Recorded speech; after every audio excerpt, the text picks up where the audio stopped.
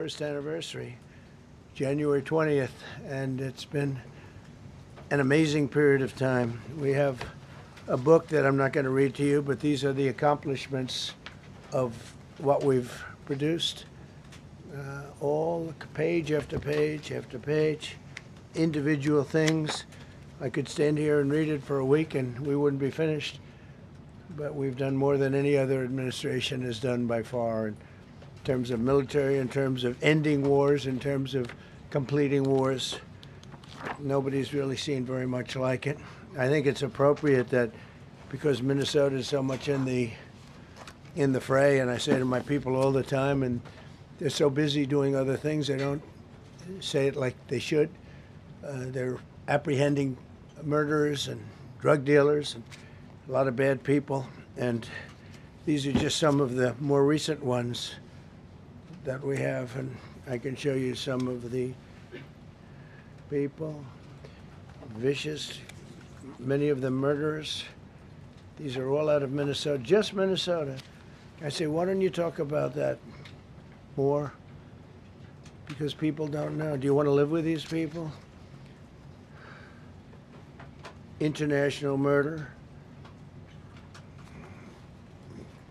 These are people that are living, they're apprehended and either put in jails in their country from where they came, and the countries respect us, and so they actually put them there. In the old days, they didn't respect our country. Biden wouldn't do this because he let them all in. You know, if you didn't have open border policies of Biden, none of this, all of the things that all of the time that we spend talking about Minnesota and everything else, most of them are coming from out of the country. And it's been caused by a previous administration. Look at this, one after one. Boy, these are rough characters. These are all criminal, illegal aliens that, in many cases, they're murderers, they're drug lords, drug dealers. They're the mentally insane. There's some of them who are brutal killers, they're mentally insane. They're killers, but they're insane. These are just in Minnesota. California, it's worse. In other states, it's worse. Now, Minnesota, the crime is incredible. The financial crimes are incredible. And the problem is because of the agitators and insurrectionists, whatever you want, troublemakers, but they're paid agitators and insurrectionists. Nobody talks about the fact that $19 billion at a minimum is missing in Minnesota, given to a large degree by Somalians. They've taken it. Somalians, can you imagine? And they don't do it. A lot of very low IQ people, they don't do it. Other people work it out, and they get them money, and they go out and buy Mercedes-Benzes, and they come from here, they have no money. They never had money. They never had a life. They never had a government. They never had a country, because there's basically no country. Somalia is not even a country. They don't have anything that resembles a country. And if it is a country, it's considered just about the worst in the world. They come here and they become rich and they don't have a job. I was told that Ilhan Omar is worth $30 million. She never had a job. She's a crooked congressman. So here is another one. And I have, oh, by the way, we just took out, these are all what ICE is doing.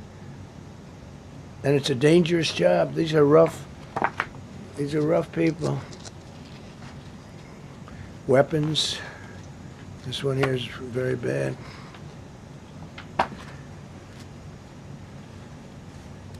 I'm going through this because I think we have plenty of time. I'm going to beautiful place in Switzerland, where we'll be, I'm sure I'm very happily awaited for.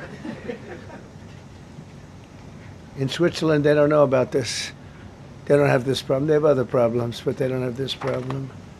Look, killed somebody.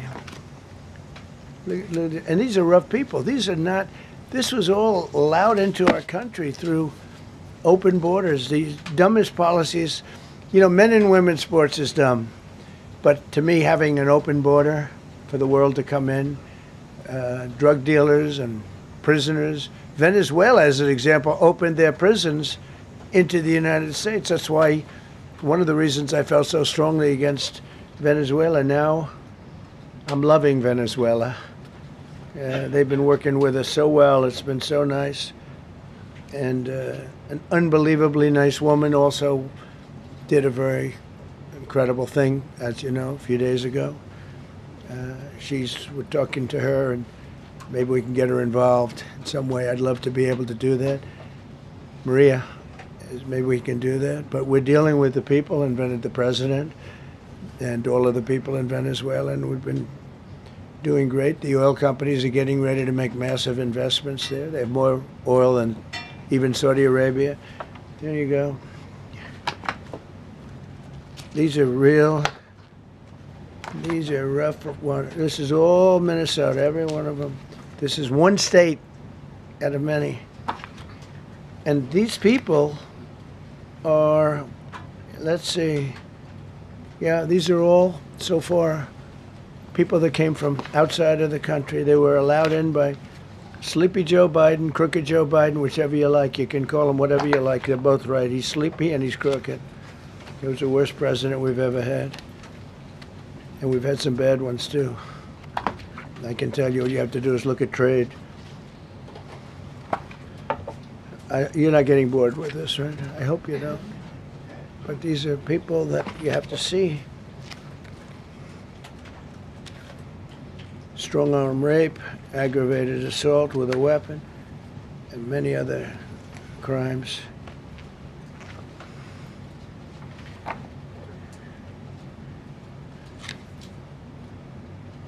Gang member, known as one of the toughest people around. These are tough people. So this is what the people are trying to protect, because all ICE wants to do is get them out of our country, bring them to prisons and jails and mental institutions from where they came. That's all they want to do. They're patriots, and they have to be abused by guys like Don Lemon, who's a loser, lightweight. I saw him the way he walked in that church. It was terrible. I have such respect for that pastor. He was so calm. He was so nice. He was just accosted. What they did in that church was horrible yesterday. Look at it. 24 convictions. 24 times convicted. They're not charges. These are convictions. So he comes from outside the country. Do you think he's going to be good here? He's convicted 24 times. He's going to be good here, right? It doesn't work that way. He's a man murderer. One of many. One of many. All they want to do is get him out. They want to take him out of our country. And we're met with paid agitators and insurrectionists, troublemakers. They're paid. You know, when the woman was shot, and I felt terribly about that. And I understand both sides of it. But when she was shot, there was another woman that was screaming shame. Shame, shame, shame, right? You saw it. So loud. It was like a professional opera singer. She was so loud and so professional. She wasn't a woman that was hurt, like, oh, my heart's injured. She was a professional. She's shame, shame. She's screaming, shame, shame. I said, that's not a normal person. That's a professional. These are professional agitators and professional people that want to see our country do badly. But that's not happening because we have the hottest country anywhere in the world, despite this stuff. Look at this. All top of the line criminals. They're not going to be good. They're not going to be well behaved here. I could do thousands. We had over 3,000 in the last fairly short while. Just in Minnesota. What's the number, Carol? 10,000. 10,000 criminals arrested in Minnesota alone. 10,000 criminals. And these are serious criminals. Now, how can a place with 10,000 criminals, how can you have a state? And yet they're fighting us. I like that guy. He keeps nodding to me. Do you agree with me, I guess? I like him. I don't know who he is, but I like him. He keeps nodding. He says, you're right. He's obviously a little on the right side, maybe. Look. These are rough ones. So this, we just took this off a stack. We have many stacks like this. Like, I could go 30 times what I'm showing you now.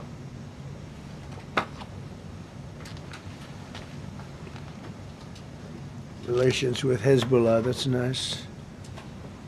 Why do we allow them in our country? I'm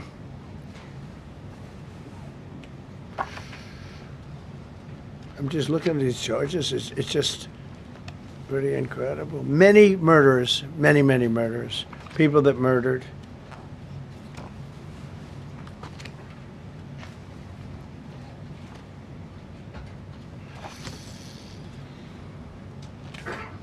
So what ICE does, and Border Patrol is incredible, too. I mean, Paul Perez and that group is incredible. Mostly Hispanic, by the way. They're like 60% Hispanic. You know, they talk about Hispanic.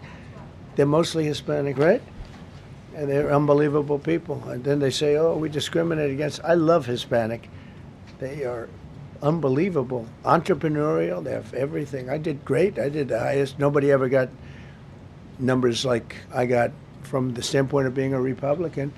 But even if you look at Texas, I won the entire border along Texas, between Texas and Mexico. It never happened before. Nobody's ever done that before. I did it. As a Republican, I did it. I love the Hispanic.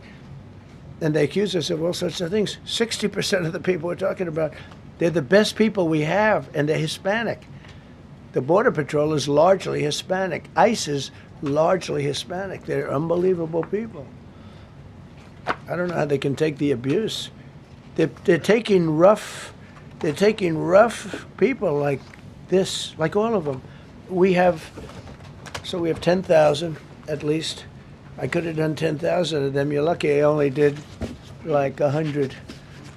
And this isn't even the worst of the group. They have murderers. They have some people we can't use their picture for legal reasons, but they're up for murder in their own country. And we jeopardize their case. When we send them back and we coordinate with other countries. A tremendous amount of work. All allowed in here by an open border policy of the worst president in the history of our country. A man that didn't win the election, by the way. It was a rigged election. Everybody knows that now. And by the way, numbers are coming out that show it even more plainly. We caught him. So I just want you to know that it's a terrible thing. Here's the book on accomplishments. And this is something, ooh, I'm glad my finger wasn't in that sucker.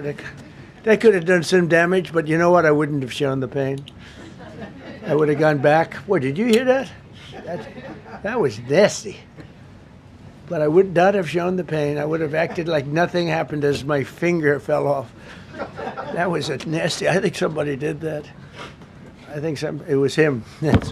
It was my man. How were you? You didn't do it. I know you did. I know you didn't. So, but here's the book. These are all things we have. I'm going to read a few of the samples, but look at this. These are all, each line is something that we did. Nobody did that before. And it's big stuff, too. Look, we have the hottest country in the world. So, I will read you a few. We ended Biden's stagflation. We were in stagflation. That's a disaster. That's far worse than inflation. As you know, he had the biggest inflation in the history of our country. They say 48 years. Pick your choice. But they had the biggest inflation in the history of our country. We have it right down to a normal number now. We're going to get it even a little bit lower. Created super high. What we've done with growth is incredible. We created super high economic growth, and America is booming. It's booming. There are thousands of businesses right now that are being built. Many of the biggest factories in the world are being built right in our country. They're not going to other countries. They're leaving other countries. Fourth quarter GDP is on track to pass perhaps much more than 5% growth, and that's despite the fact that we had a Democrat shutdown. They shut down our country, and we had 5%. Nobody's in this room has ever heard about 5%. I think it could be 20% if we do it right. If we don't, every time we have good numbers, they raise interest rates. You shouldn't do it. In the old days, if you had good numbers, they'd lower interest rates, or they wouldn't do anything. Here, they try and kill it. They always try and kill success. Over the last 20, 25 years, that's the way. In the old days, if you had good numbers, the market would go through the roof. Today, if you have good numbers, the market goes down.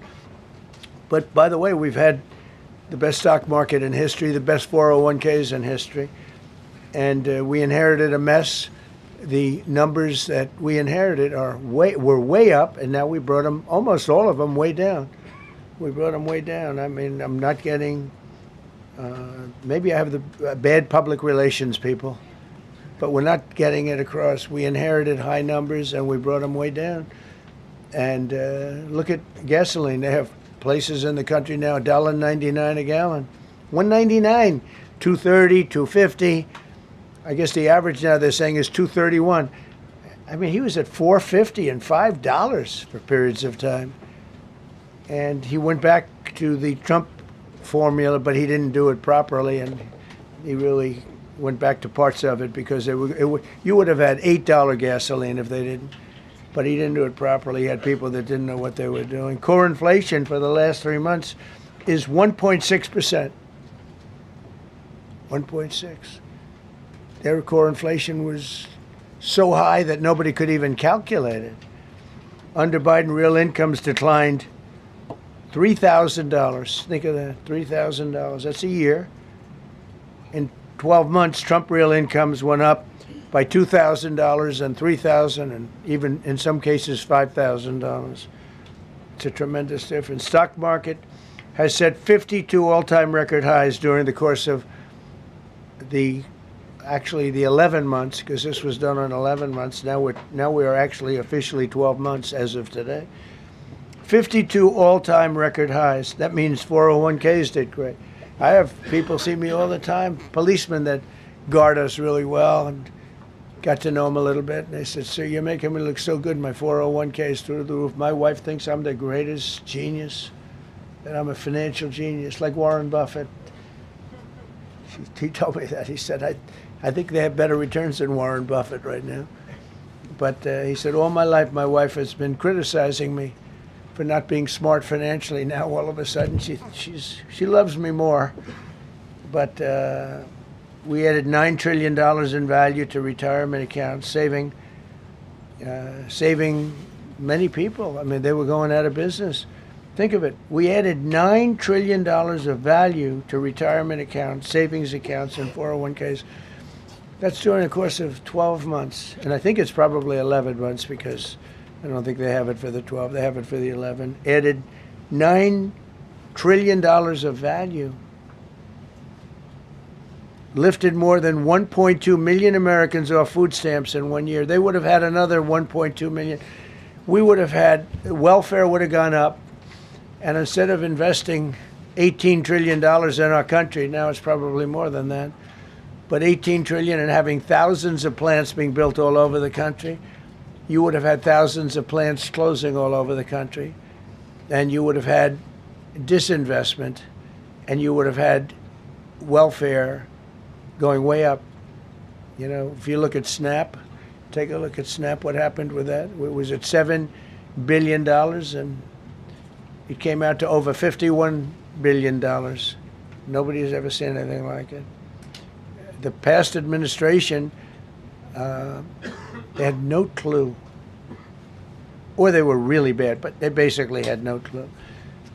But they did have a concept. I mean, they're still trying to sell the idea of men playing in women's sports. You saw that in the Supreme Court. I mean, some of those justices were fighting for them, too. They were fighting for them. But you saw that just the other day in the Supreme Court. Men playing in women's sports doesn't work. Secured a record-breaking $18 trillion in commitments for new investments. Apple, NVIDIA, SoftBank, Oracle, TSMC, Johnson & Johnson, Eli Lilly and Company, Micron, AstraZeneca, General Motors, Hyundai, Ford, Honda, GE Aerospace, many, many others. I left a Ford plant a week ago in Michigan that they were going to close 2 years ago, and now they just announced that they're going 24 hours around the clock making cars. Tariffs did it. I don't know what the Supreme Court's going to do. I think to me it reads so plainly. Couldn't be plainer. You're allowed to do a license. Tariff is probably less severe than what a license could be. But think of it. You're allowed to do a license, and then they have a clause at the end, something to the effect, or what is necessary, something to that effect. And what is necessary with tariffs. I don't know where there's a case even there, but we've taken in hundreds of billions of dollars, and if we lose that case, it's possible we're going to have to do the best we can in paying it back. I don't know how that's going to be done very easily without hurting a lot of people. But we're waiting for that case anxiously, and we have tremendous national security because of tariffs and tremendous income. You know, we have, and by the way, no inflation. So everyone said, oh, tariffs will cause inflation. We have no inflation. We have very little inflation. Biden had inflation, and he didn't do tariffs. We had a huge problem. We have a 62% reduction in our trade deficit. So if you had a 1% reduction, a normal president would have a 1%, 2% reduction. Everybody would be high-fiving. Had a 62% reduction. Next year, we won't have a trade deficit. We secured most favored nations agreements to slash drug prices by as much. To me, I think this might be the biggest thing of all. We get zero talk about it. The New York Times had a story way in the back of the paper, a little story about it. I think it's the biggest thing there is. When you talk about health care, drug prices will go down more than ever before for any country, because we were priced at such a level that we were subsidizing the entire world, big place of the world. We were paying 10, 12, 13 times more than other countries. 13 times more, not 13%, 13 times more. A pill that was selling in London for $10 would sell in New York for $130. That's 13 times. More than that even. But we secured most favored nations agreements to slash drug prices by as much as 300, 400, 500, and even 600%, including with Pfizer, AstraZeneca, Eli Lilly, Nova Nordisk, Gilead Sciences, EMD, Serenio, and many others. If you look at some of the prices that are coming down, where a price would come down $1,300 coming down to $87. Think of it. So something that was costing $1,300 is now costing $87. And the fake news doesn't want to write about it. That's why I do this. I don't like to do this, to be honest with you. But I do it because I've got to get the word out. We signed one big, beautiful bill. I call it the Great Big Beautiful Bill, delivering the largest tax cuts in history. No tax on tips, no tax on Social Security, no tax on overtime. We made interest on car loans tax deductible for U.S.-built automobiles only. So if you buy an automobile built in the United States, we're not doing it for Germany and Canada and different places. We're doing it only if it's built here. We want them to be built here. A lot of the Canadian auto plants are closing and they're moving into the United States. Same thing with Mexico, same thing with Germany, and same thing with Japan and other countries. They're moving into the United States because of tariffs. Because they don't want to pay the tariffs. It's too much. They can't pay the tariffs. So they're coming here. Nothing different than what other smart countries did. But it works better for us. Under my leadership, it's not done properly, but it's done properly. We have, again, more plants being built than at any time in the history of our country. Passed the largest spending cuts in American history, and that was true in my first. We had a tremendous first term also. We rebuilt our military. We had one of the best. We had the best economy in the history of our country, but we're blowing it away now. When this stuff starts opening up, you're not going to see anything like it probably ever again. We slashed the federal budget deficit by 27% in a single year. Think of that, 27. You could do it 2%, 1%, 0.5%, 27%. And that's with all of the things we have to do, all of the people we have to put on the payroll to get rid of people that are murderers. Again, when you see people in Minnesota that are murderers, these people are fighting to keep them there. And I say to Christie and to Tom Homan, the great people, they're working so hard. Look at the border. The border is now secure. First time, Biden said you couldn't do it. You need legislation. I had no legislation. I said close the border. Within 1 month, we had almost nobody coming in. Now for the last 8 months, nobody came into our country illegally.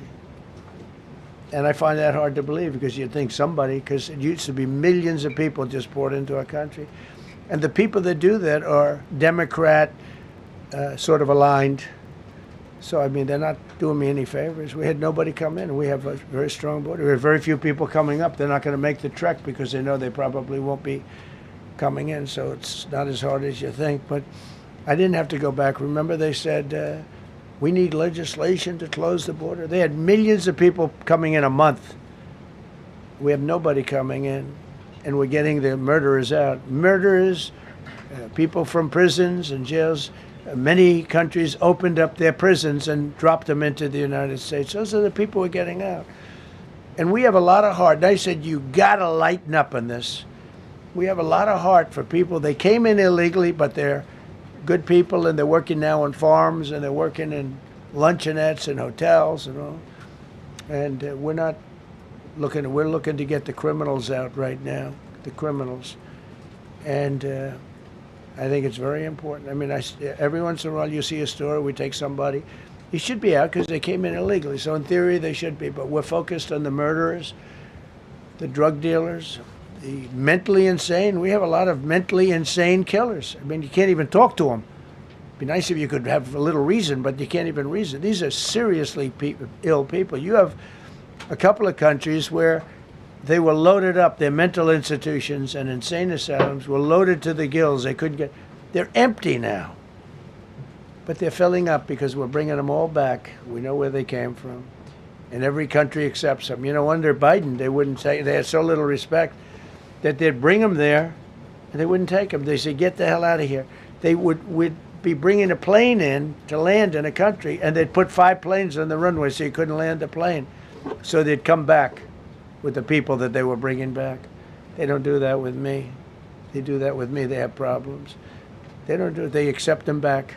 They're not happy about it, but they accept them back. Cut a record number of regulations. I promised to eliminate 10 old regulations for every one new regulation. Instead, we cut 129 old regulations for each one added. Think of that. I wanted to do 10. In my first 4 years, I did. When we put on a new regulation, you had to cut 8. This year I said you have to cut 10. Instead, we cut 129. So every time, so far, can't remain like that, I don't imagine. I hope I can, because we have so much wasted regulation, stupid regulations. Regulations where they go by California, which is a disaster state, with a governor that truly is doing a bad job. He's killing that state. If he ever ran the country, this country would be Venezuela. Very quickly, using tariffs slash the U.S. trade deficit by an incredible 77%. The trade deficit is down, and that doesn't include the last month where we had our best month. We slashed the trade deficit by an incredible 77% in 1 year with no inflation, something that everyone said could not be done. So we had essentially no inflation. In fact, the last month we had almost no inflation. But we slashed the trade deficit by 77%. If you slashed it by 1%, that was good. Again, we did that with tariffs and intelligence. We did that with November 5th, great election.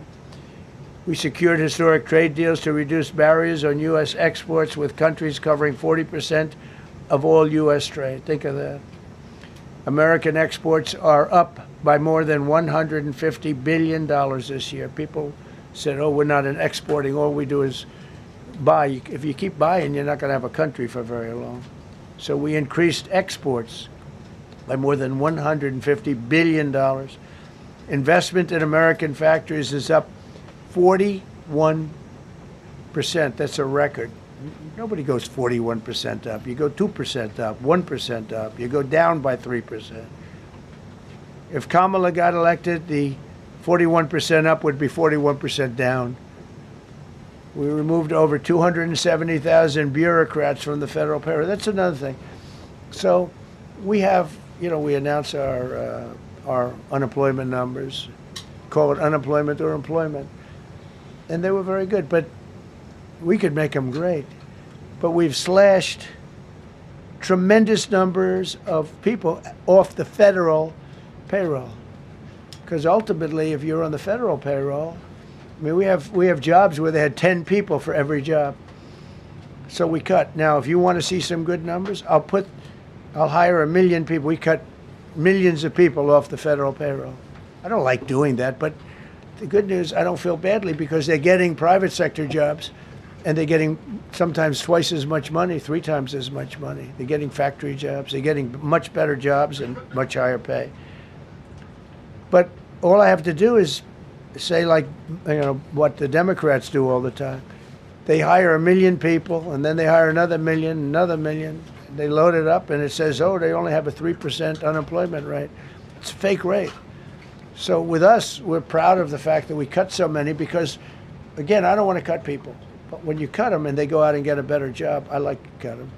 And sometimes they have to be forced to do that because, it's like they want to stay where they are. They don't know. And then all of a sudden they end up, we have many cases, Karoline, where people were devastated. They hated Trump. I got caught from my very boring federal job where they had, again, sometimes 10 people to do one job. And they were very upset. And now they ended up with a job where they get paid 3 times more money. They're ending up buying houses. It's like crazy. So they went from not liking me to liking me a lot because it's hard to get. We need people. We need people. It's one of the reasons. I mean, when you have good people in the farm or good people in hotels and everything else, we want to work with them as much as we can. Under Biden, 1 out of 4 jobs added was a government job. Think of that. So 25% of the jobs added. That's when you know that, that's 25% of jobs aren't real jobs. But again, I could do that. I could add 2 million jobs right now, would have an unemployed. I could say just hire some more people. I do the opposite. I say get rid of everybody that's unnecessary because that's the way you make America great again. When you have, all these jobs where people are sitting around doing nothing and they get a lot of money by the government, it's no good. But that's what the Democrats do. They show, oh, we were at 4% unemployment. That's a good number. But they just add jobs, or they wouldn't cut. They would never cut jobs.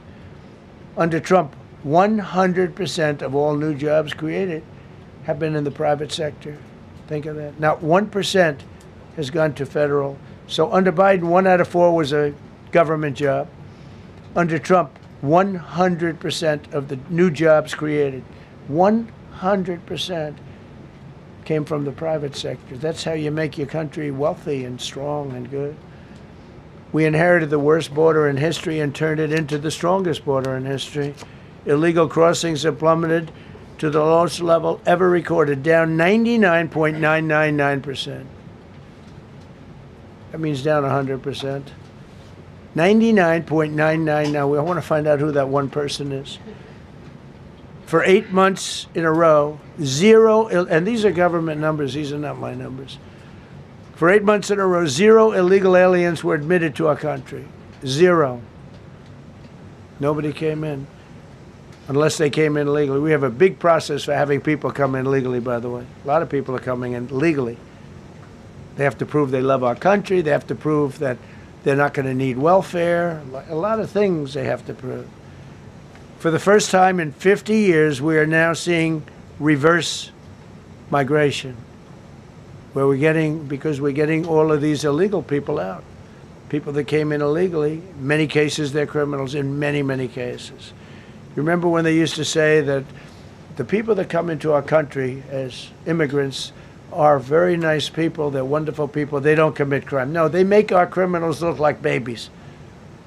They make our Hell's Angels look like the sweetest people on earth. The Hell's Angels are now considered a nice, high-quality person. I like the Hell's Angels. They voted for me. They protected me, actually, believe it or not. But they make our criminals look like babies. These are some of the most vicious people anywhere in the world. They came from the Congo. The prisons, I know the Congo because I ended the war with the Congo and Rwanda. Tough group, very tough group. They came from prisons in the Congo. Some of the toughest, meanest people you'll ever meet. Thank you very much. They allowed him to come into America. These are tough people. Before my election, 100% of net job creation was going to foreign migrants. Since my inauguration, 100% of the net jobs created have gone to American-born citizens. That's a big thing. In other words, we're now taking care of our people. 100% of net jobs created have gone to the American-born people. Before that, we didn't care. Designated Tren de Aragua, MS-13, and the Mexican drug cartels as foreign terrorist organizations, and we've hit them hard. You've seen what we've done on the water. We're starting to do that on land. The land is much easier, actually. Water is incredible. We did that on the water so that when you do it on the land, they don't go to the water. Nobody's going into the boat business right now, I can tell you. 97% down drugs coming in by water. Think of it, 97%. Nobody ever heard of that before, 90. They heard 2%, 1%. It went up 2%. 97, and we're looking for the 3%. Who the hell are the 3%? They're crazy. But we've taken out almost 100% of the drugs coming in by water. Now we're going to be very shortly starting drugs coming in by land. We know exactly where they're coming from. Remove tens of thousands of illegal alien gang members, drug dealers, murderers, child predators, human traffickers, fraudsters, savage criminals, and others. We removed them from our country. They're out. They're gone. In some cases, they're so dangerous that we put them in jail because we don't want to give them to their country. Their country doesn't do anything, and they end up coming back. We have some that they're so bad that we don't want to really release them. We want to put them in a jail where we know they're properly ensconced. Think of that. Remove tens of thousands of illegal alien gang members, drug dealers, murderers, child predators, human traffickers, fraudsters, and savage criminals. Why wouldn't you want them removed? The reason is because these are insurrectionists that are doing this work. And, you know, they're going to make mistakes sometimes. ICE is going to be too rough with somebody, or, you know, they're dealing with rough people. They're going to make a mistake sometimes. It can happen. We feel terribly. I felt horribly when I was told that the young woman who was had the tragedy. It's a tragedy. It's a horrible thing. Everybody would say, ICE would say the same thing. But when I learned her parents and her father in particular I hope he still is, but I don't know, was a tremendous Trump fan. He was all for Trump, loved Trump. And, you know, it's terrible. I was told that by a lot of people. They said, oh, he loves you. He was I hope he still feels that way. I don't know. It's a hard situation. But her father was a tremendous, and parents were tremendous Trump fans. It's so sad. It just happens. It's terrible. Halted all refugee admissions to the United States, including from Somalia, which is a terrible, terrible place, and other dangerous places. And we also stopped the pirates because they get the same treatment as the drug boats. So when Somalia, the Somalians, you know what they're good at? That's about the only thing they're good at is they're good at pirating ships at sea, big ships. So you have a huge oil tanker with millions of gallons, millions of barrels of oil. And if it gets hit by a big weapon, the whole thing blows up. And they don't want to fight, because if they do, they're told by their insurance companies, do not hand over the ship. And they're not allowed to have any guns on the ship. They're literally, you have these massive ships being taken over by a Somalian small boat with a big weapon. Because if they hit the side of the ship can blow up to, I mean, you talk about a blow up. Bad, we've seen some bad things happen.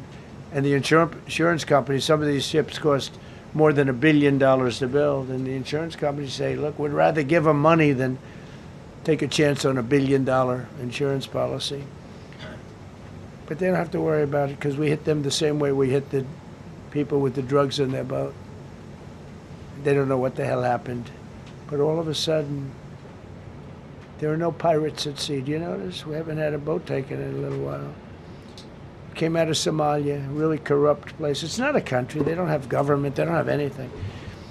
I always hate to see this. Ilan Omar, she comes from Somalia, a backward country, probably the worst country. They say it's the worst country in the world, if it's a country. I don't even think it's a country. There's no organization, no anything.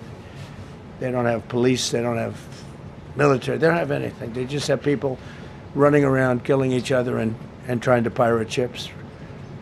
But she'll come here, comes, and then she wants to tell us how to run our country. The Constitution says that I am entitled to this. I can't stand her. Terminated all taxpayer-funded benefits for illegal aliens and kicked 275,000 illegals off of Social Security. They were illegally getting Social Security. 275,000 people.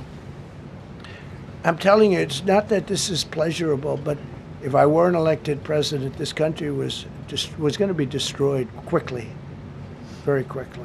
I think within a year, if you had Kamala or a Joe type. I mean, Joe was a disaster, but if you had Kamala, he was the replacement. I was up by like 25 points on Joe, and they said, hey, let's get somebody else. This never happened. Well, I had so many firsts. You're leading somebody by a lot, and they say, oh, let's take him out, let's put somebody. That's like I said to Dana White the other night. I said, you know, Dana, it's like you have a fighter, two fighters, one guy is winning by a lot. And they say, oh, let's take this guy out, let's put a new fighter in the ring with him. That's what happened to me. I was doing great with Biden. The whole campaign was against Biden. All the money was spent against Biden, and all of a sudden I got Kamala. Everyone said, who the hell is she? But that didn't work out too well for them, but never happened before. We are about lots of firsts. Designated English as the official language of the United States of America. We did that very powerfully. And while we're at it, we also took the Gulf of Mexico, and now it's the Gulf of America. Because we have 92% of the shoreline. It always bothered me. I'd say, you know, we have most of the shoreline. Mexico has a small percentage, talks about 8%. We have 92%. And I said, why is it the Gulf of Mexico? It should be the Gulf of America. I was going to call it the Gulf of Trump, but I thought that I would be killed if I did that. I wanted to do it. I wanted to. My people work so hard. Sir, I don't think it'll look too good. I'm telling you, it's a good thing. And it'll be hotter than ever, I said. No, but I decided not to do that. I'm joking, you know, when I say that. I was not going to call it the Gulf of Trump. Because tomorrow it'll be, Trump wanted to call it the Gulf of Trump, but he was rebuffed by his people. My people don't rebuff me too much. The Gulf of Trump, that does have a good ring, though. Maybe we could do that. It's not too late. No, we have the Gulf of America now. It's great. Our country is proud for the attack on Venezuela, the attack on the Iran nuclear capability, wiped it out. I mean, first administration, Soleimani, the father of the roadside bomb, al-Baghdadi, the father of ISIS, who was rebuilding ISIS. We wiped them out. Done a great job. Signed an order that will end birthright citizenship for children of illegal migrants. You know, that case is in court right now. That case was meant for the children of slaves. All you have to do is look at the years. Look at the years where the cases were filed and where the decisions were made. They were right at the end of the Civil War. They're trying to say that, you know, in China's making a big business out of that. They come to the country, they have a child, the American citizen, they get all the benefits. It had nothing to do with that. That was for the children of slaves. And I hope the Supreme Court so rules. Designated fentanyl as a weapon of mass destruction. It is. We lost, I believe, 300,000 people this year. 300,000 people. That's like filling up one of those big football stadiums 5 times.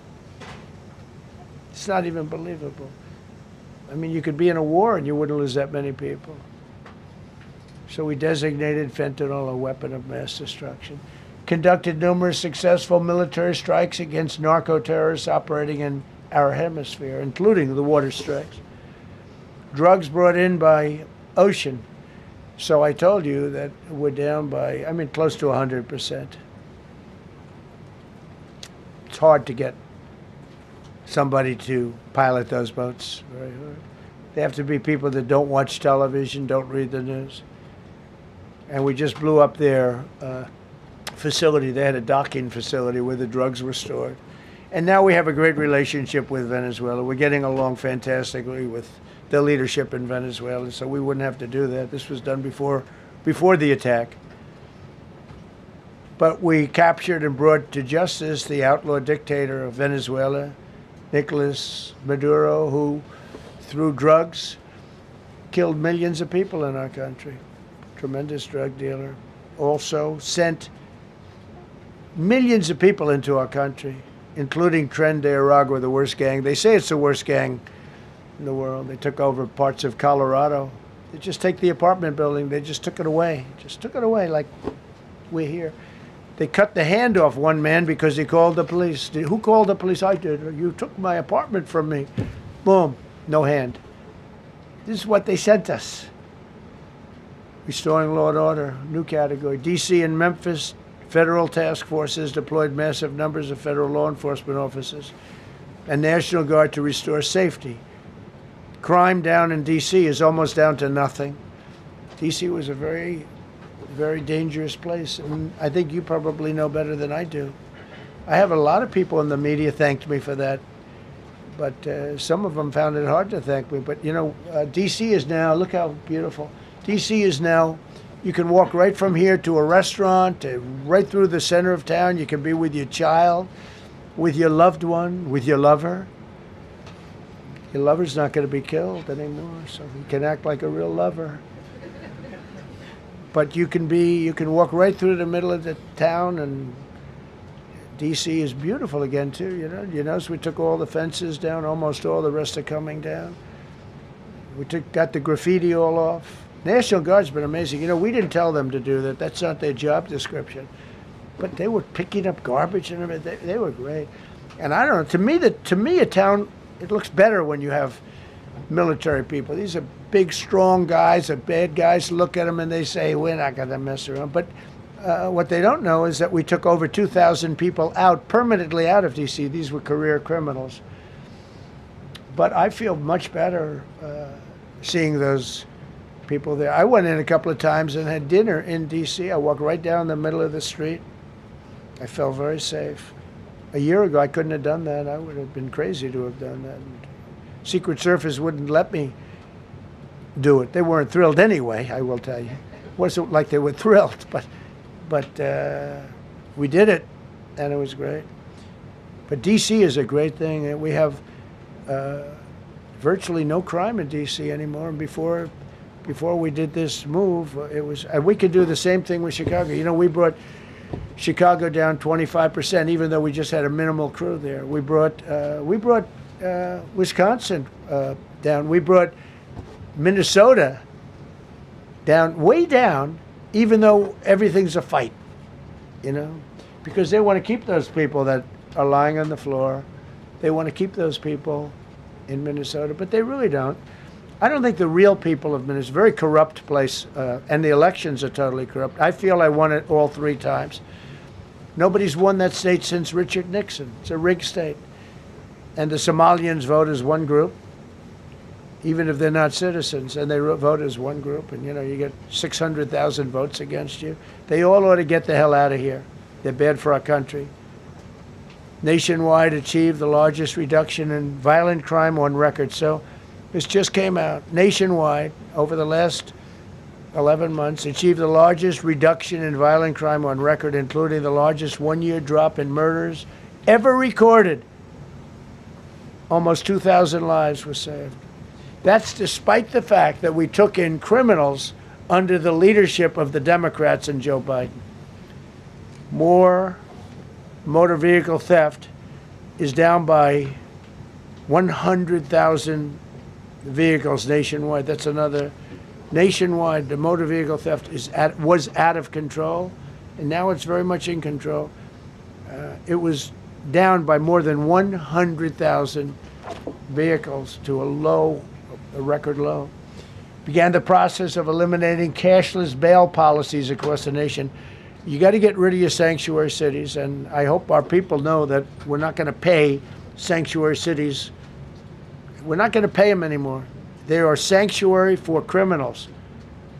They hold criminals. We're not going to pay. They can sue us, and maybe they'll win. But we're not giving money to sanctuary cities anymore as of the beginning of the month. We began the process of eliminating the cashless bail. Well, cashless bail is where it all started. It's a disaster. And then other places. I don't know if it started in New York. I remember it starting in New York. So if somebody comes in, murders somebody, and they let them out, no bail, no nothing. Basically, cashless bail means you just get the hell out. And they go outside. We have one case where a guy murders somebody, gets released, and goes out and murders somebody. 2 people in one day. No, we got to get rid of cashless bail. They got to pay, got to have bail. There's a reason for bail. Long tested. Signed an executive order to bring back mental institutions and insane asylums. We're going to have to bring them back. Hate to build those suckers, but you got to get the people off the streets. You know, we used to have, when I was growing up, we had in my area in Queens, I grew up in Queens, we had a place called Creedmoor. Creedmoor, did anybody know that? Creedmoor. It was a big, I said, Mom, why are those bars on the building? I used to play Little League baseball there at a place called Cunningham Park. It was quite the baseball player, you wouldn't believe. But I said to my mother, Mom, she would be there, always there for me. She said, son, you could be a professional baseball player. I said, thanks, Mom. I said, why are those bars on the windows? Big building, big, powerful building. It loomed over the park, actually. She said, well, people that are very sick are in that building. I said, boy, I used to always look at that building and I'd see this big building, big, tall building. It loomed over the park. It was sort of, now that I think it was a pretty unfriendly sight. But I'll never forget, I don't know if it's still there, because they got rid of most of them, you know, the Democrats in New York, they took them down, and the people live on the streets now. That's why you have a lot of the people in California and other places, they live in the streets. They took the mental institutions down. They're expensive. But I'd say, why does that building have those bars? Boy, it wasn't normal. You know, you're used to looking at like a window. But this one, you look at it, all this steel, vicious steel, tiny windows, bars all over the place. Nobody was getting out. It's called a mental institution. That was an insane asylum. Designated Antifa as a domestic terrorist organization, and many others. It is. America is respected again on the world stage. That's another topic. Obliterated Iran's nuclear enrichment capability, and Operation Midnight Hammer was one of the most successful anyone's ever seen. CNN fake news. I don't know where they are. CNN. Anybody from CNN here? Fake news. Nobody wants to raise their hand anymore. They used to, oh, yeah. Now if you're with CNN, you don't raise your hand. But they said, well, maybe it wasn't that successful, which I really was angry because these pilots took their life in their hands. 2 o'clock in the morning with no moon, dead dark, guns shooting at them. They went in with those beautiful B-2s, and every single bomb went down an air shaft and obliterated it. And CNN came out and said, well, maybe it wasn't, by a scam writer who wrote, you know, fake stories, a lot of fake stories on other topics, right? Because when we did it, we said, that's a terrible thing. You know, the pilots came back and they said, we hit everything. They did a great job. Then on top of that, we launched from a submarine about 30 Tomahawks on top of everything else. The place was obliterated. CNN said, well, maybe it wasn't that bad. Turned out it was worse than it was. You know who could tell you that? The Iranians would tell you that. Because if they do anything, they're going to have to start a brand new place. But they did an amazing job. That was like what we did with Venezuela. I mean, nobody's ever seen a military operation like that. Ended 8 unendable wars in 10 months. These were unendable wars. Cambodia and Thailand fighting for years. Kosovo and Serbia. The Congo and Rwanda. Pakistan and India, they were really going at it. 8 planes shot down. They were going to go nuclear, in my opinion. The Prime Minister of Pakistan was here, and he said President Trump saved 10 million people and maybe much more than that. They're both nuclear countries. Israel and Iran. Egypt and Ethiopia were going to fight over a dam, and I got them to stop. I still got to work it out because they put a dam up in Ethiopia that stops the flow from a little river called the Nile. I always think of the Nile being in Egypt, you know, beautiful Nile with the pyramids, but they put a dam up. You know who paid for the dam? The United States of America. It's the biggest dam, I think, in the world. They put a dam up. I said, how did you let that happen? Why would we have done that? We financed it. This country would, I don't know. Maybe it was a Republican president, but I don't think it was. I think it was a Democrat. But what a terrible thing. So Egypt basically is, you know, they don't have enough water in the Nile. And they use that for a lot of things, including entertainment and travel and tourism and everything. I mean, I don't know. They got a big dam. I got to work that one out now, too. Armenia and Azerbaijan. President Putin told me, I cannot believe you settled that war. I've been trying to settle that war for 10 years. Armenia and Azerbaijan. They were fighting it for many, many years. And I ended up getting the heads of the both countries in my office. The beautiful Oval Office, much more beautiful now than it ever was. And one sat on one side, one sat on the other. He said, you know, I've been the head of Azerbaijan for 22 years, and for 22 years I've been killing his people. And the other gentlemen, and both very good guys, said, I've been here for 7 years, and for 7 years I've been killing his people. And they started over there, and within an hour they were next to each other, and by the time we ended, they were hugging each other, and it's been a great peace, you know? Should have gotten the Nobel Prize for each war, but I don't say that. I saved millions and millions of people. And don't let anyone tell you that Norway doesn't control the shots, okay? It's in Norway. Norway controls the shots. They'll say, we have nothing to do with it. It's a joke. They've lost such prestige. That's why I have such respect for Maria doing what she did. She said, I don't deserve the Nobel Prize. He does. When she got it, they said, wow, that's amazing. I thought President Trump would get it. President Trump deserves it. He ended up 8 wars. How nice, right? It's a good woman. Got all 20 living hostages returned to their families, and the remains, they all came out. We got the 20 living hostages. We got the 28 hostages. They have 1 left that we think we know where it is. Amazing. Looked like we weren't going to get anywhere near that. Now they've gotten almost. And more importantly, we got many more, hundreds. We got them all. If we didn't do it, you wouldn't have had, most of those people would have been dead. I don't know if that's covered properly, but you know, the 20 is great. They were the last ones. I always said the last 20 are going to be hard, but we got them. We got the last 20, and we got close to 28 of the bodies of the dead. And to those parents, that was just as important as getting their son back alive. They were almost even more intent on they knew their son was dead. They wanted to get the body. I got him back. We just created the Board of Peace, which I think is going to be amazing. I wish the United Nations could do more. I wish we didn't need a Board of Peace, but the United Nations, and you know, with all the wars I settled, the United Nations never helped me on one war. I mean, I guess I'm not blaming them. I didn't call them to help, but I got, you know, the presidents and prime ministers together. We knocked heads. We got along, and they liked me. I liked them. Every single one of them nominated me for a Nobel Prize. Every one of the wars, among many other people, nominated me for a Nobel Prize. But Putin told me, I cannot believe you got this war settled. I've worked on it for 10 years because it's his territory. Rescued 83 American hostages and citizens detained from abroad without paying a lot of money. Paid no money. Apprehended terrorists responsible for the Abbey-Gate bombing that claimed the lives of 13 U.S. service members in Afghanistan, the lowest point in the history of our country. That was a Biden disaster. I was getting out, but I was getting out with dignity and strength.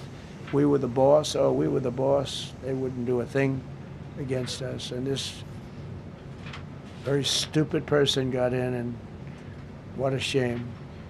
They should have left from Bagram, which is the big military base, which has hundreds of acres around it. Should have left from Bagram.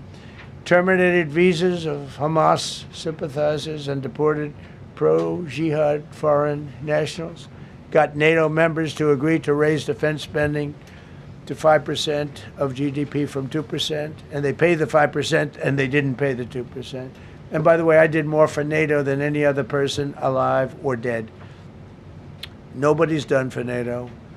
And I think for the most part, they'll tell you that. I think you could ask the Secretary General about that, but he said it a lot. I've done more for NATO than anybody, and I see all this stuff, but NATO has to treat us fairly, too. The big fear I have with NATO is we spend tremendous amounts of money with NATO, and I know we'll come to their rescue, but I just really do question whether or not they'll come to ours. You know, I'm just asking. Just saying, right? You remember during the debate? Just saying. Signed $1 trillion investment in U.S. military. And next year, we hopefully will go to a $1.5 trillion. We're building battleships that are 100 times more powerful than the battleships of World War II, which are the big, beautiful, those big, beautiful things with the guns. I said, what about bringing them out of dry dock? They said, sir, what we're building will blow them away. Think of it. These ships are 100 times more powerful than the battleships that you see on Victory at Sea. Do you ever see Victory at Sea? What a great thing that is to watch. Renamed the Department of Defense into the Department of War, which everyone loves, by the way. Signed landmark critical minerals deals with Australia, Malaysia, Thailand, Ukraine, Japan, and many others. We're going to have so much rare earth. It's actually not that rare. Getting it processed is rare, but there's a lot of rare earth. There's a lot of earth around, I can tell you. Withdrew from the corrupt World Health Organization, where we were paying hundreds of millions of dollars a year. So we were paying $500 million a year, and China was paying $37 million a year. I said, why aren't we paying the same as China? They said, well, nobody asked. I said, China's got 1.4 billion people. We have 350 million, probably, with all the illegals, you know. China probably knows more accurately. But we have much smaller in terms of the number of people. We have a much more powerful military, but we have much smaller. I rebuilt the military during my first term, by the way. And while they gave away a lot to Afghanistan, the Taliban, which was just horrible seeing them, every year seeing them do that military down some dirty street is a disgrace. But while Biden gave a lot of it away, it's a tiny fraction compared to what we did. I rebuilt the military, and now we're continuing to build it. And bigger and better, we need it. Peace through strength. But we withdrew from the corrupt World Health Organization. So I remember we were paying $500 million. They were paying 37 or 39 million. And I said, how come? So I withdrew, and they called, we'll give you the same deal that they had. I said, well, it should be less than that, because if they're at 37 and you have 3 times, 4 times the number of people, even maybe 5 times, I don't know. So it should be less, but I didn't want to chisel around. And I thought about it. So I could have taken 500 million to 37, and everybody knew it. I chose not to do it because it was actually very popular when I got out, because they were terrible. And so I chose not to take that deal. First thing Biden did is go back into it. You know what he paid? More than 500 million. So I actually called them. I said, you know, you can buy it for less. You can make a deal at 37. There's no reason to pay 500. They didn't care. They paid more than 500. Did you know that? They paid more than 500 million. I made a deal at 37. I could have had 37. They were public about it. We'll give you the same deal that China has for 37. And they paid $500 million. That's the way you ruin a country. And it's the same attitude that, you have on everything else with these people. They were terrible. The anti-American UN Human Rights Council we ended, the UN Relief and Works Agency we ended, and the fake Paris Climate Accord, which was a ripoff of America, where we had to pay $1 trillion and they were paying nothing. China didn't kick in until 2035. We kicked in immediately. We were supposed to pay $1 trillion. Russia went to a standard of 1991, which was a dirtier standard. But we had to pay top dollar.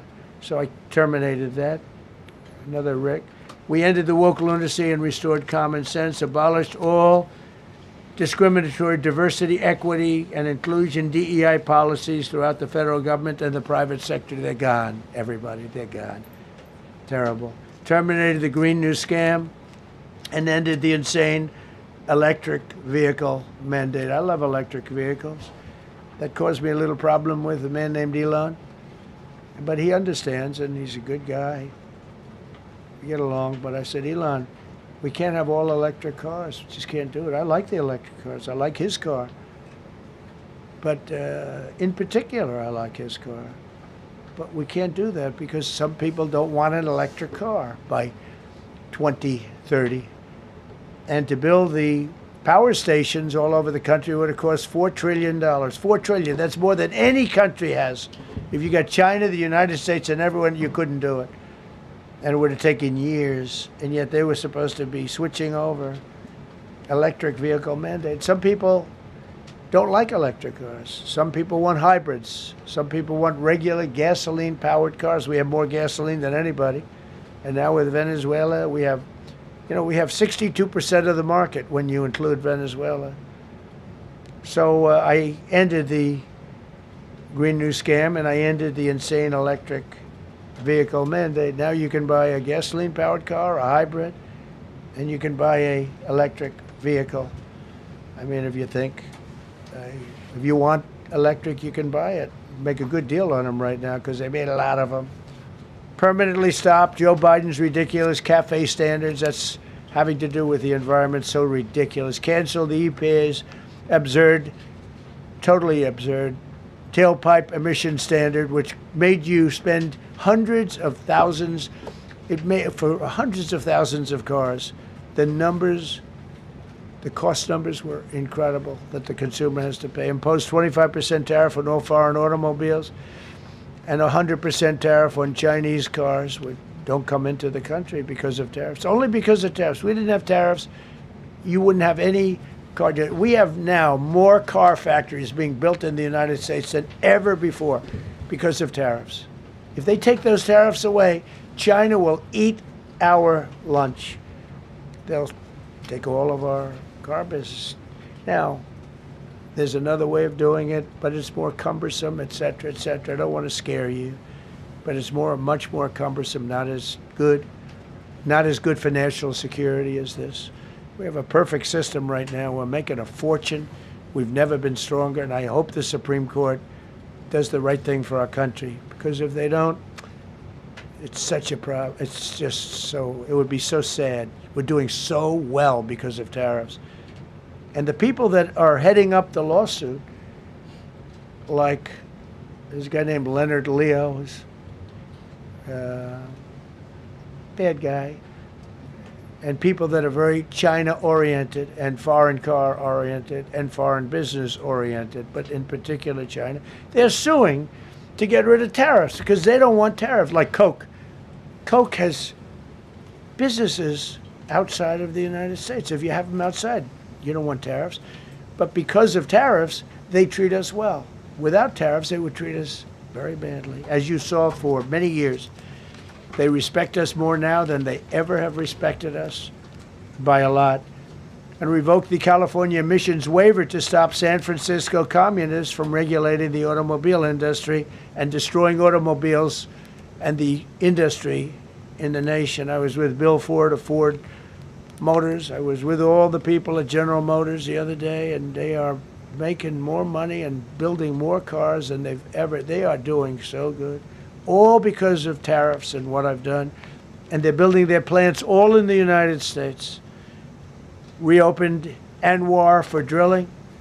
That's a big deal. Launched a massive Alaskan pipeline project to export natural gas to Asia. We made a deal with South Korea and with Japan that gives us money, the likes of which nobody's ever seen before. Signed executive orders to end Biden's war on coal and put, I say, clean, beautiful coal. I never say the word coal. It has to be preceded by the words clean, beautiful coal. And put miners back to work. The miners love Trump. I think I got 100% of their vote. We banned transgenders from the military. We don't want transgender in the military. Ordered reinstatement of patriots expelled from our military with full back pay. So we had some people that were terminated and they're coming back into our military. Fired the woke boards of visitors at our military service academies. The boards of visitors were run by radical left, maybe communists, maybe not, but they were still heavily radical left and they were bad for us. Signed an executive order to remove anti-American propaganda from federal museums and national parks. Required the federal employees to return to work in person or be fired.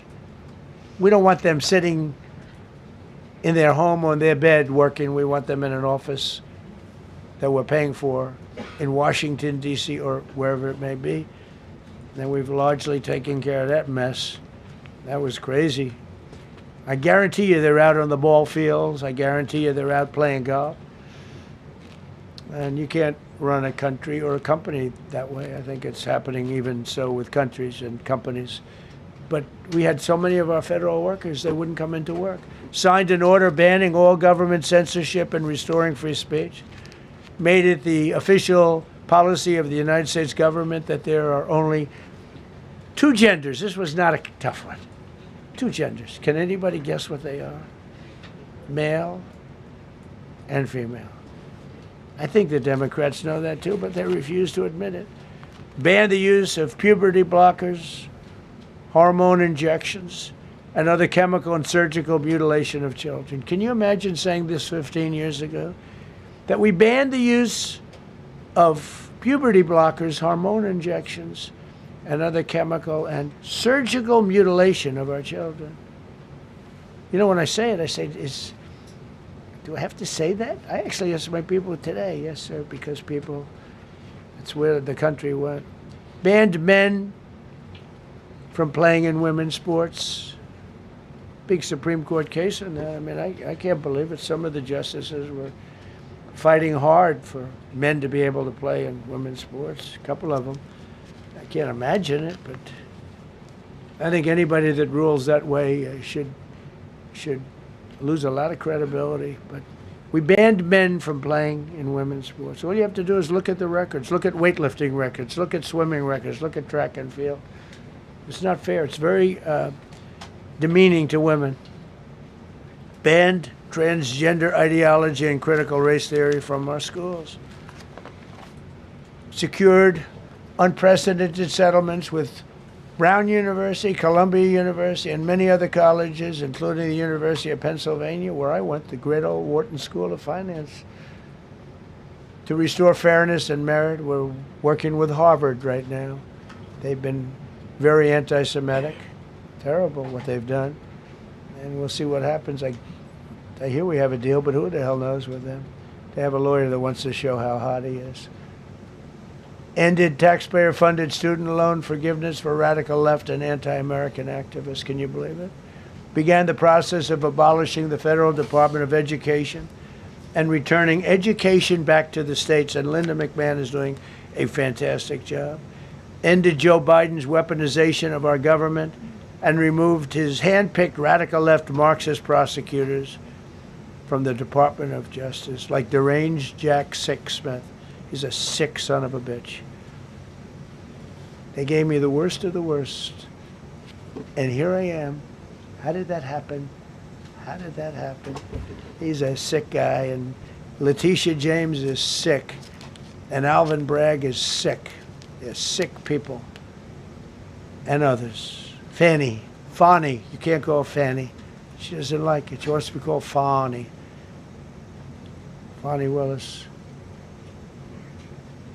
I won. Can you imagine putting somebody through that?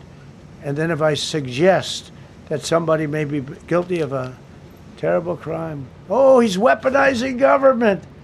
Trump is weaponizing government. It's terrible. Can you imagine? They say to me about weaponize. I don't weaponize anything. But what they did to me, nobody ever went through what I went through. And here I am in a place called the White House. It's a beautiful place. Who would have thought, right?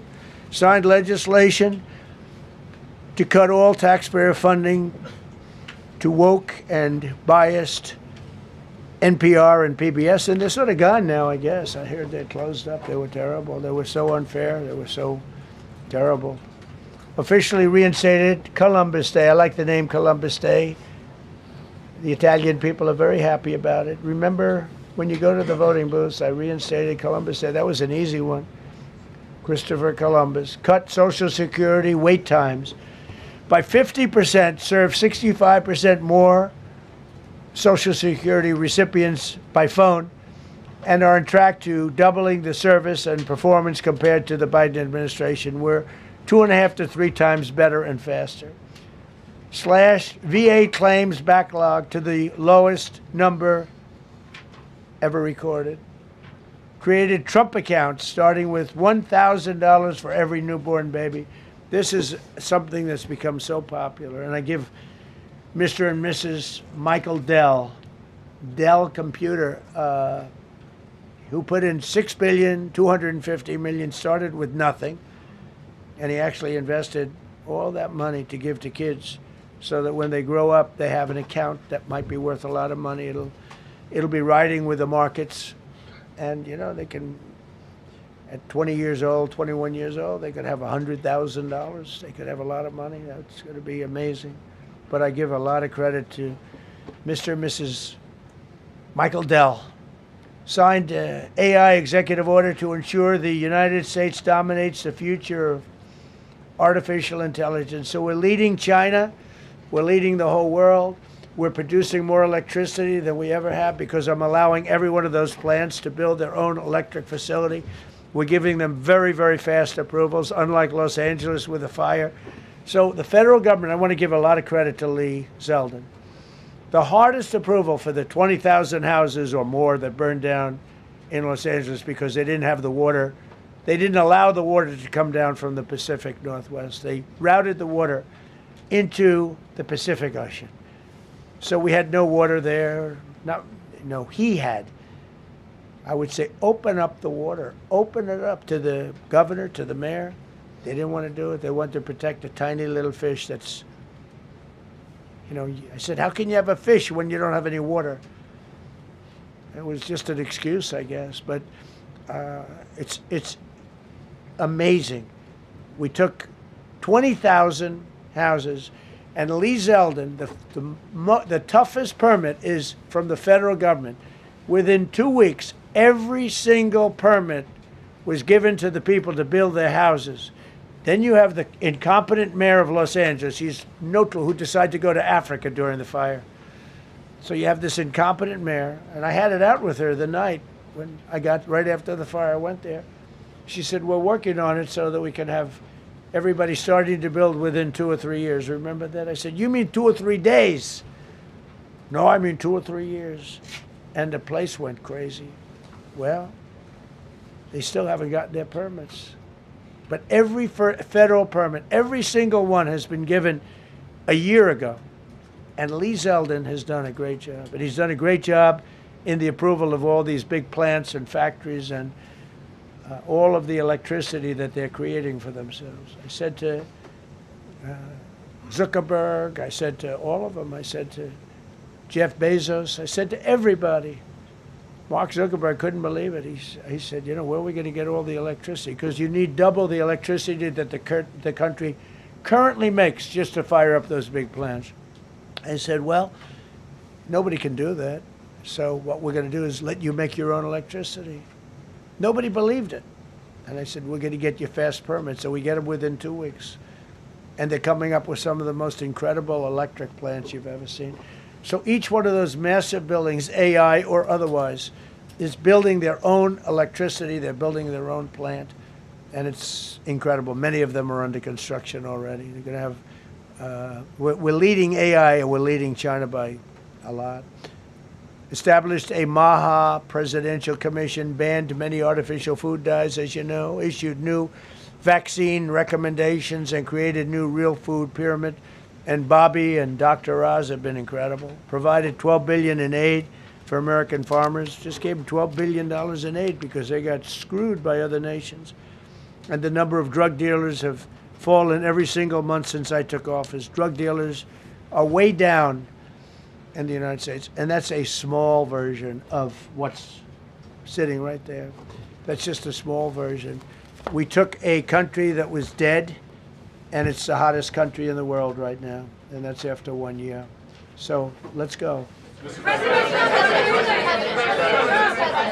That's a lot of people. Go ahead, please. Yeah, go ahead. Thank you so much, Mr. President. I have two questions for you. One, do you want your Board of Peace to replace the UN? Well, it might. I mean, the UN just hasn't been very helpful. I'm a big fan of the UN potential, but it has never lived up to its potential. The UN should have settled every one of the wars that I settled. I never went to them. I never even thought to go to them. They should be able to settle those wars. They don't. I believe you got to let the UN continue because the potential is so great. And another one, Mr. President, you invited Lula from Brazil to be part of the Board of Peace. I did. What role do you I did. expect him to play, especially A big role. I like him. Venezuela? Yeah, and I like another one, because the Are you from Brazil? Yes. The EU and Mercosur just signed a trade agreement this weekend, which is going to be the biggest trade zone, free zone in the world. Right. At the moment, you are talking a lot about tariffs. What is your reaction to that? So, two questions, Lula. Well, I just think this. I think we have trade like we've never had before. We're doing better in trade than we ever have before. We're not being ripped off by every country in the world like we were before. We're doing numbers that nobody's ever thought possible. We're the richest we ever were. It's because of tariffs and the proper use of tariffs, and we're also the most secure. As an example, Iceland, without tariffs, they wouldn't even be talking to us about it. So we'll see what happens. I think it's going to work out quite well. Yeah, right behind. Thank you, Mr. President. How would you characterize your relationship with Emmanuel Macron and Keir Starmer right now? And have you spoken to them since your Truth Social post last No, I night? haven't, but I think I get along very well with them. I mean, they always treat me well. They get a little bit rough when they're, when I'm not around. But when I'm around, they treat me very nicely. And, I like both of them. They're both liberal. They've got to straighten out their countries. You can't, London is having a lot of problems. And if you look at Paris, got a lot of problems. They have two problems, immigration and energy. They got to stop with the windmills, and they got to go back like UK has an unbelievable asset called the North Sea. Norway uses it, makes a fortune. They have a better section of it, and they don't do it. They could straighten out their countries, and it would be good. But I get along very well with them. You told Norway's prime minister. Are you from Norway? No. You look like you would be from Norway. But she looks like she's from Norway. Go ahead. You told Norway's prime minister that you not winning the Nobel Peace Prize made you feel less obligated to think purely of peace. Well, I lost a lot of respect for Norway. And I believe very strongly that Norway controls the Nobel Prize. But you have to understand, I settled 8 wars. I've had every one of those wars, every participant wrote, I didn't ask them to do it. They sent in strong they make recommendations for that. But I settled 8 wars. No president's probably ever settled 1 war. I don't know, think of it. I did 8. The reason I do it is because it's easy for me to do. And I didn't do it for a Nobel Prize. I did it because I'm saving a lot of lives. I'm trying to settle the final one. I'm trying to do Russia-Ukraine. And when Russia's ready, Ukraine's not. When Ukraine's ready, Russia's not. But they're losing 25,000 people a month on average. And I'm trying to get that one done. But no, I feel that Norway has tremendous control over who gets the Nobel Prize, despite what they say. How far are you willing to go to acquire Greenland? You'll find out. Mr. President, Kevin Hassett has said that those $2,000 tariff rebate checks would be up to Congress to decide whether or not to disperse that Do you agree with Kevin I Hassett don't on know. that, or do you think you can do that No, unilaterally? I don't think we would have to go the Congress route, but we'll find out. The reason we're even talking about it is that we have so much money coming in from tariffs that we'll be able to issue at least a $2,000 dividend and also pay down debt for the country. But we'd do a $2,000 dividend to the people of our country. Would probably set a limit of income limit where it made sense, but. We will be able to make a very substantial dividend to the people of our country. I believe we can do that without Congress. Last night on Truth Social, you said that the British plan to hand the base of Diego Garcia over to Mauritius and then rent it back was an act of great stupidity. Previously, you've backed that deal. Is it now your position that the deal should not go ahead? I think that they, when they originally were going to do it, they were talking about doing some concept of ownership, but now they're looking to essentially just do a lease and sell it, and I'm against that. It's a reasonably nothing like Greenland, but it's a reasonably important area of the globe.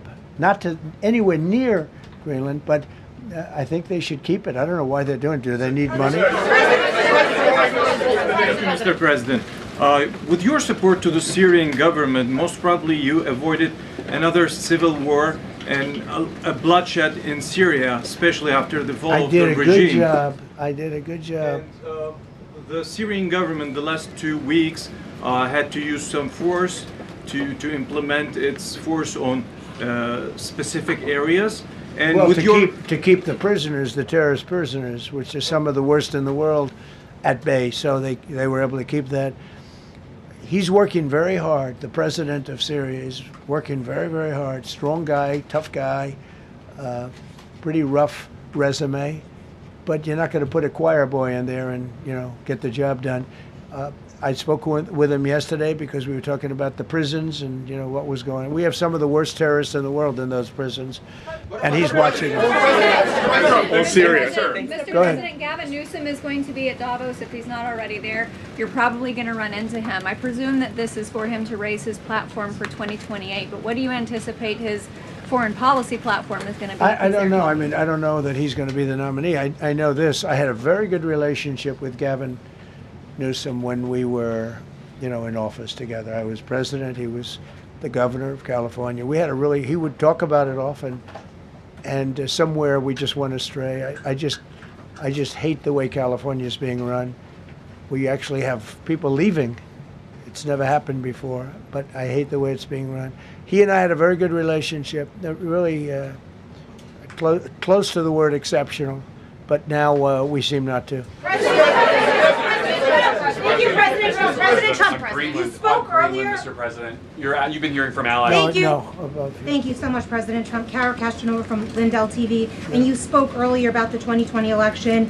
Now that Maduro is in U.S. custody and he was criminally charged, has any more information emerged that you could share with us regarding Venezuelan election software and Venezuelan ties to tampering with the 2020 election? And would you consider speaking to Maduro personally in prison in New York to get some answers on Venezuela's involvement with the 2020 election? No, I don't think I would be doing that. I think my lawyers would be very unhappy if I did that. Yeah, they've learned some things. Please. What happens to the tariff threat to Greenland if the Supreme Court comes out and rules against you on the tariffs? And Well, I'll have to use something else. I mean, are look, you going to use force? take a look at the word license, take a look at other things. I mean, we have other alternatives. But what we're doing now is the best, the strongest, the fastest, the easiest, the least complicated. Sir, if you move ahead with the Greenland-related tariffs on Europe, you secured almost $1 trillion of commitments from them to invest in the United States. Does that go kaput out the window if that happens? I doubt it. Look, they need that agreement very badly with us. They really do. They fought very hard to get it. So I doubt that, but we'll see what happens. We have a lot of meetings scheduled on Greenland. I'm leaving tonight, as you know, for Davos. And we have a lot of meetings scheduled on Greenland. And I think things are going to work out pretty well, actually. Thank you, Mr. President. Will you still go to Paris for the G7 emergency meeting as offered by President Macron? No, I wouldn't do that.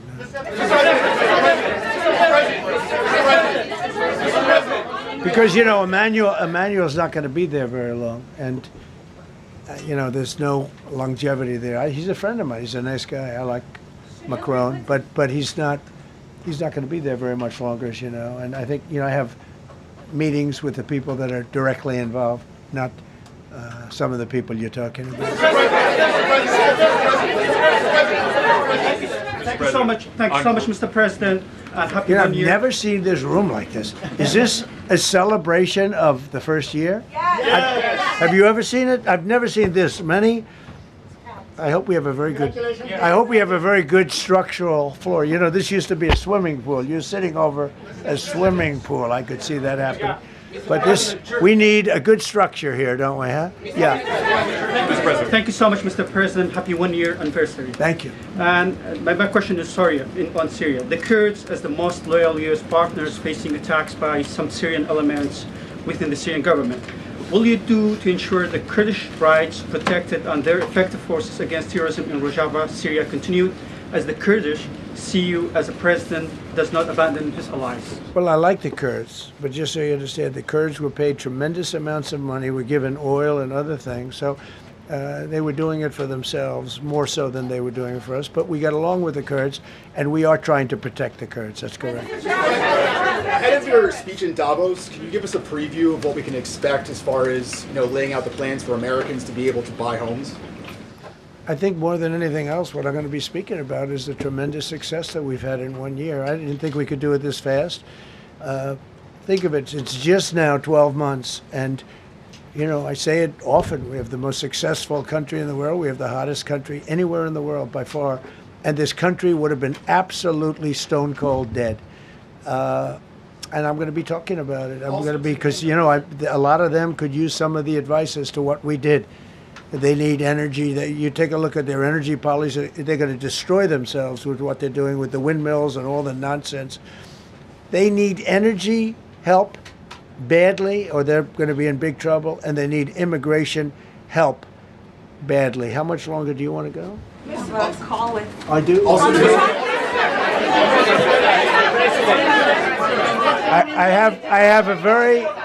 I have a very important call with President Erdogan, who I like a lot. All right, one or two more questions. Go ahead. Thank you, Mr. President. During Go your ahead, second, please. Go ahead. One question about the critical we had one. Yes. Thank you, Mr. President. The red blouse. Go ahead. You talked a lot at the beginning of this about the economy, some positive economic indicators. Polling shows a majority of Americans don't feel the economy is doing well.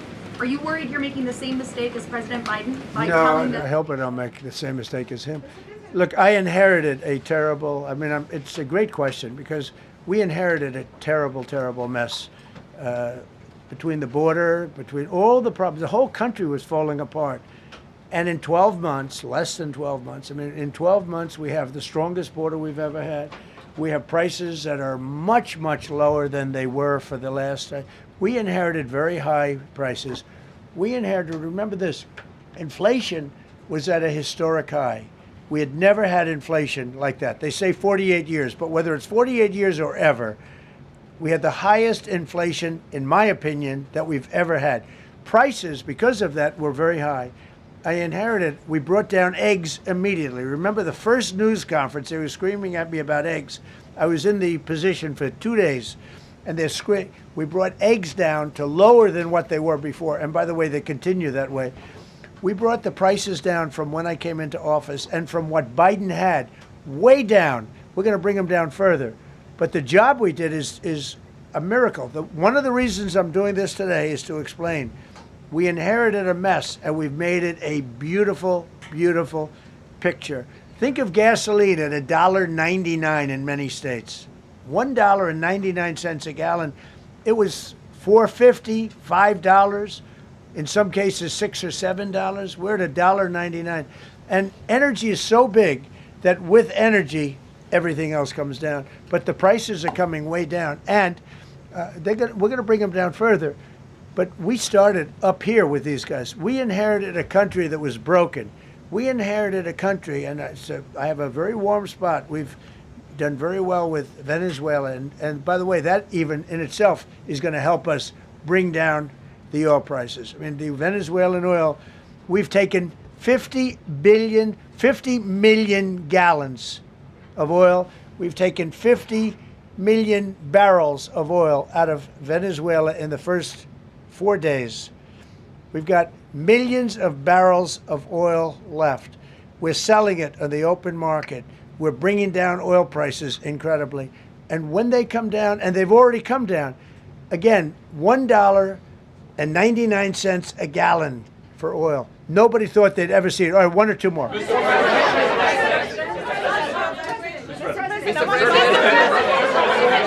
ahead, go, yes.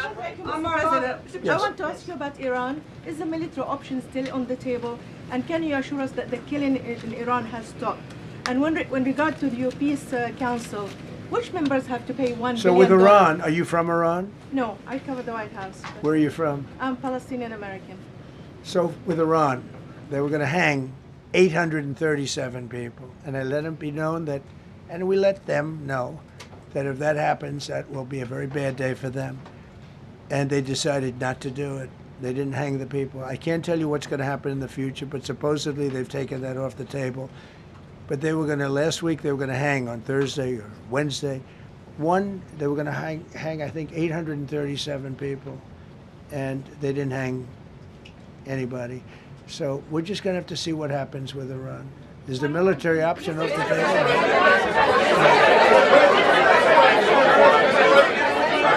Go ahead. Thank you, Mr. President. President Trump. Thank you, President Go Trump. ahead, please. Thank you, Mr. President. Go ahead, I'll take your question. Okay, thank you. Thank you, Thank you, Go Mr. ahead, President. right here. Thank you, Mr. President. You promised during your second inaugural to always put America first. I'm curious, how would you winning the Nobel Peace Prize improve the lives of average, everyday Americans? Why is this prize so important? It wouldn't improve the lives of any. What improved the lives of people are people that are living. I saved probably tens of millions of lives in the wars. You know, if you add up the numbers, just if you look at any one of those wars, you're talking about millions of people. You multiply it times 8. But when you look at India and Pakistan, that could have been 10, 15, 20 million people. Could have been more than that. So I saved millions of people. So that to me is the big thing. What? You suggested a moment ago that perhaps the reason why a positive story about the economy isn't getting through is because of, bad communications people. But are average Americans wrong to still feel high prices? And how much longer does the White House hope that they? So I think a lot of people are listening to the fake news a little bit, and I'm not blaming anybody. I think I blame ourselves. I think we've done a much better job than we're able to promote. We're not promoting. We're doing a great job, and we're sort of letting the promotion take care of itself. One of the reasons I'm doing this news conference, I think it's important. We have taken a mess and made it really good. It's going to get even better. But if you look at prices from a year or a year and a half ago, you look at the Biden prices, they were way up through the sky. And, they use the word affordability. They just say affordability and they don't talk about it. They created the affordability problem, and we are solving it. We have solved a lot of it. Again, everybody agrees in this room, I think, gasoline prices have come per gallon way down. When that happens, everything else comes down, but they've come down way down. Many of the groceries have come way down. It's all happening, and it's happening strong. But if you go back a year and a half, 2 years, take a look at those prices and look at the prices now.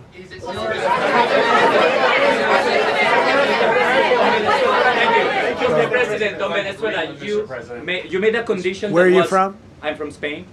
Nice place. Thank you. You made a condition that the political prisoners should be freed. It seems that they are not being as fast as they promised in the beginning. Would that be an issue for the current government? They've agreed that they're going to let, I guess, most of them out. Or depends on what they did. But they have released a lot of. Released a lot of political prisoners in Venezuela. Mr. President, earlier on last year, you had indicated that you wanted to take back the Panama Canal. I know we've heard a lot about Greenland. Is that still on the table? I don't want to tell you that. Sort of. I must say, sort of. That's sort of it. Okay, one more. Yes, blonde, blue. Yes, go ahead, ma'am, go ahead, with the blue, holding the computer. If a consequence of your determination to take control of Greenland is the ultimate breakup of the NATO alliance, is that a price you're willing to pay? You mean the breakup of it's very the interesting NATO question. alliance? So I think something's going to happen that's going to be very good for everybody. Nobody's done more for NATO than I have, as I said before, in every way. Getting them to go up to 5% of GDP was something that nobody thought was possible, and pay. At 2% they weren't paying. At 5% they are paying. And they're buying a lot of things from us, and they're giving them, I guess, to Ukraine. That's up to them, but they're giving them to whoever they're giving them to, but they're buying a lot. I think that we will work something out where NATO is going to be very happy and where we're going to be very happy. But we need it for security purposes. We need it for national security and even world security. It's very important. How about it? Thank you very much. First of all, last year you told me that you believe that the reason you won an election is because God put you in this place so that you could save the world. Looking back 1 year, do you feel like God is proud of the effort that you've put in? I do, actually. I think God is very proud of the job I've done. And that includes for religion. You know, we're protecting a lot of people that are being killed. Christians, and Jewish people, and lots of people are being protected by me that wouldn't be protected by another type of president. No, I think a lot of people are very proud of the job we've done. We've had an amazing year. This has been one of the greatest years. Even some people that wouldn't necessarily love me instinctively, they're saying this was an incredible year. We've had an incredible year economically. Look at our border. Our border was a disaster. People poured. It was an invasion into our country of a lot of very bad people. Good people too, but a lot of very bad people from prisons and drug dealers and gangs and horrible people, murderers, thousands and thousands of murderers allowed into our country. And we now have the strongest border of any country. There's probably not a country, I guess North Korea has a pretty strong border, by the way, but there's not a country in the world that has a border like we do. And we took it from the worst border. We had the worst border in the world. Now we have one of the strongest borders in the world. One more question. Mr. President, you said you're confident something's going to get worked out in Greenland, but Greenlanders have made it clear they don't want to be part of the U.S. Well, what gives the U.S. the right to take away that self-determination? When I speak to them, I'm sure they'll be thrilled. Mr. President, are you committed to keeping the U.S. in NATO? I've had such a good relationship. I've made it so much better, so much stronger. It's so good now. NATO is so much stronger now. I don't agree with a lot of the things they've done, but that was done before I got there. I think NATO's been good. Sometimes it's overrated, sometimes it's not. But we have a strong NATO. When I came here, we had a weak NATO. We had a NATO at 2%, and they weren't paying. You had a nothing NATO. NATO's, whether you like it or not, it's only as good as we are. If NATO doesn't have us, NATO is not very strong. Thank you.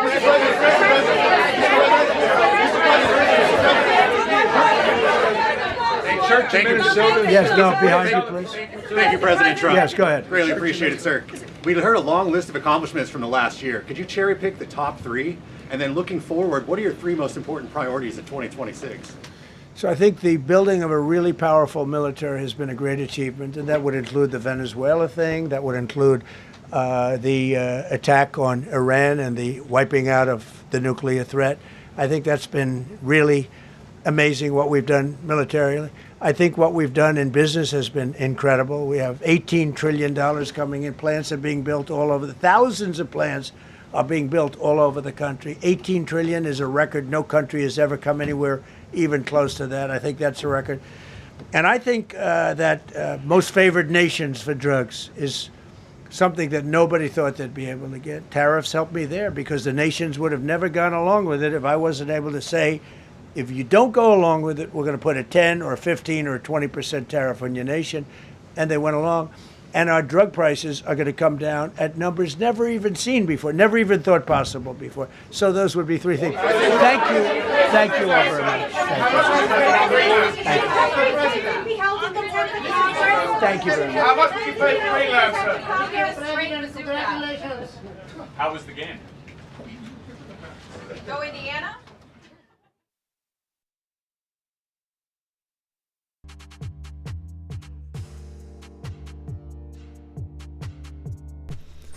Okay, well, there's the press briefing. No Karoline Leavitt. I was sitting here considering putting her name on the title, and I'm glad I didn't. She wasn't even there. They got to pay President Trump double because he's doing her job too. Either way, I'm going to grab this link really quick. I got to get the schedule together for Coffee with Hooligans. Now that it's 3:30, we're going to be late today. I'm not going to be able to start Coffee with Hooligans at 3. I'm sorry, guys. Either way, here's the links. Also, I'm noticing that there's like API issues. I was trying to go to the Notify Me bot, which is something new that we're trying with Discord, and you can't get to the website because it's buffering, although the bot did notify everybody. And then we're also having similar issues with the chat on the site, and there's something else going on too. It seems like everything connected to API is having trouble, and I wonder if the Amazon servers are down, because everybody uses that crap for no reason, just to have shitty service, I guess. Either way, there is the link where all of my links are listed. So if you'd like to make donations, join membership programs, or purchase any merch, would really appreciate it. All of your guys' contributions keep us running every day except for Sunday. It's got to have a day to recharge those batteries. Definitely go join Discord. Discord is our free hooligan community. It's the best way to be notified every single time we go live. The hooligans are there keeping the conversation going 24/7. And we have 2 news boards to keep you up to date with everything going on around the world. So definitely go join Discord. If you're feeling real saucy, go join jeffmaclive.com. Over on the website, it is the best way to experience the live. Our built-in chat has more ability than any other platform. You can post memes and GIFs and custom emojis and links and all kinds of stuff right there while watching the live. You will also have access to Hooligans Alley, which is our private social media area. You'll have access to the forums, the arcade, the Hooligan AI, and our advanced messaging system with the built-in group chats. So definitely go get yourself a membership for jeffmaclive.com. It's the home of Hooligans. Like I said, I gotta get the schedule together, so we'll be live in a couple hours. I don't think there's anything I'm forgetting, although I feel like there is. Either way, I am still dealing with legal stuff for those of you that are asking. I haven't heard anything new, but I do need to get an attorney because there is a chance that maybe we can make things go away before anything gets worse. So if you'd like to help me fight this lawfare, please use those donation links you can find on the link list so I can get an attorney and I can try and get things taken care of before anything gets any worse. Also, Afro Man, I am going to check your status on the website. I'll write you through the website because I don't know how else to get a hold of you. But I will check what you're asking about. I think that's everything. Click the links, do the things, hit that like button. We're going to raid out to Glamour really quick. I don't think we're going to put it on the screen because I got to get the schedule together. Otherwise, we're never going to be going live today. So if you're over on Rumble, make sure you hit that like button when you land. You guys are going to raid the Glamour. And I think we're good. So I appreciate all of you guys being here. Like I said, hit that like button on your way out. And I'll see you guys soon for Coffee with Hooligans.